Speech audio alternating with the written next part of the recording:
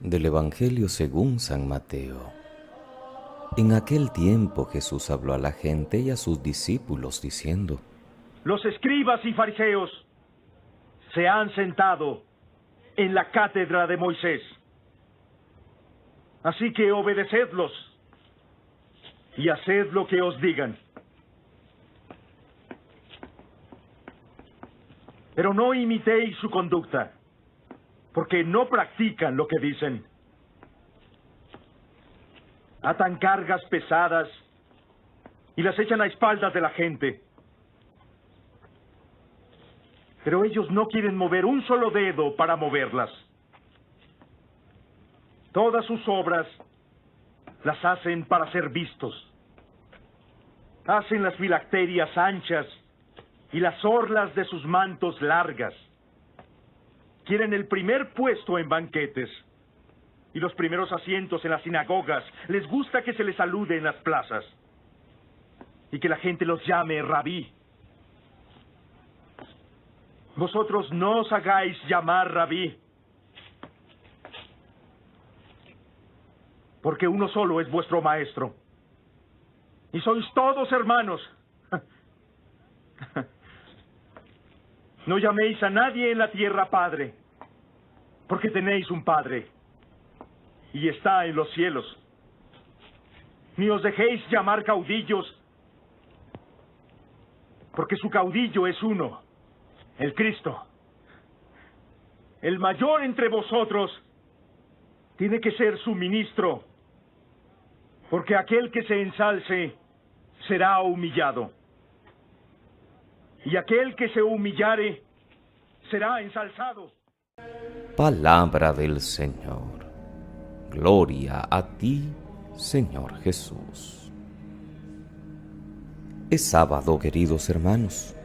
Es la memoria de San Pío X, el Papa 257 de la Iglesia, que gobernó de 1903 a 1914 y que introdujo grandes reformas en la liturgia y facilitó sobre todo la participación del pueblo de Dios en la celebración eucarística.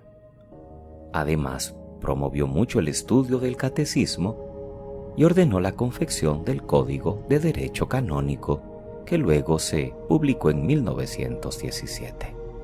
Concluimos hoy la brevísima lectura del libro de Ruth, que apenas iniciábamos ayer, y con ella toda la historia que hemos venido leyendo durante varias semanas del pueblo de Israel, porque el próximo lunes iniciaremos lectura del Nuevo Testamento.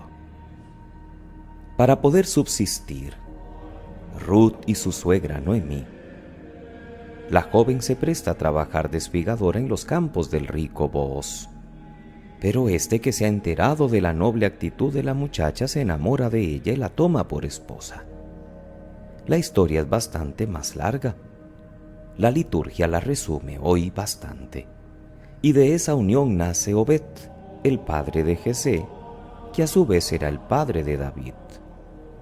Cuando Mateo al comienzo de su evangelio nos enumera la genealogía de Jesús el Mesías, no se olvida de poner el nombre de esta mujer, Ruth, la moabita, es decir, una extranjera que se convirtió a la religión de Yahvé. Nuestra primera reflexión es aprender de Ruth esta difícil fidelidad en las cosas de cada día, en nuestras relaciones familiares o comunitarias. Esto es lo que verdaderamente proporciona felicidad al ser humano. Por eso está muy bien elegido el salmo que complementa la primera lectura. Dichoso el que teme al Señor y sigue sus caminos. Comerás del fruto de tu trabajo, serás dichoso, te irá bien. Si fuéramos sencillos y disponibles como Ruth, nos irían mucho mejor las cosas en la sociedad y también en la iglesia. Pero también podemos sacar otra consecuencia: alegrarnos de que en la lista genealógica de Jesús, que en la mayoría de los casos son hombres, y además las pocas mujeres que se citan no son muy recomendables, como la madre de Salomón, Betsabé, aparezca una mujer buena, sencilla, trabajadora, y extranjera. Eso nos reconcilia con las personas humildes y nos hace admirar los caminos por los que Dios va conduciendo la historia. Pues mientras que nosotros tal vez nos inclinamos a las cosas y a las personas muy solemnes y aparentes, Jesús elige como apóstoles a gente sencilla, a pescadores, publicanos, a recaudadores de impuestos. Y ya en el Antiguo Testamento, como hoy, vemos también ejemplos donde Dios se complace eligiendo a aquellos que muchos habrían dejado, no en un segundo o tercer lugar, sino en el último. El texto de Mateo en el capítulo 23, queridos hermanos, nos presenta hoy, luego de la pregunta que los fariseos hacían ayer a Jesús, con no muy buena intención sobre cuál mandamiento era el principal, un ataque muy serio que Jesús hace sobre la conducta de estos. Haced lo que os digan, pero no hagáis lo que ellos hacen, porque ellos no hacen lo que dicen. Otras veces nos hemos referido a los fariseos. No eran malas personas. Su deseo era cumplir la ley, pero en su conducta mantenían unas actitudes que Jesús desenmascara repetidamente. Su lista empieza hoy y sigue durante 3 días de la próxima semana. Se presentan como justos y cumplidores, se creen superiores a los demás, dan importancia a la apariencia, a la opinión que puedan tener de ellos, no a lo que hay en el interior del ser humano. Y como ha dicho Jesús hoy, les gusta en los primeros lugares que les llamen maestro, padre, jefe, consejero. Son hipócritas porque aparentan una cosa y son otra, y no cumplen lo que enseñan. El estilo de Jesús a los suyos es bastante diferente, y por eso quiere que seamos árboles que no solo presenten una apariencia hermosa, sino que demos frutos y frutos buenos. Que no solo digamos, sino que cumplamos la voluntad de Dios, exactamente como Él que predicaba lo que ya cumplía. Así empieza el libro de los Hechos de los Apóstoles. El primer libro, el del Evangelio, dice Lucas, lo escribí sobre todo lo que Jesús hizo y enseñó desde el principio.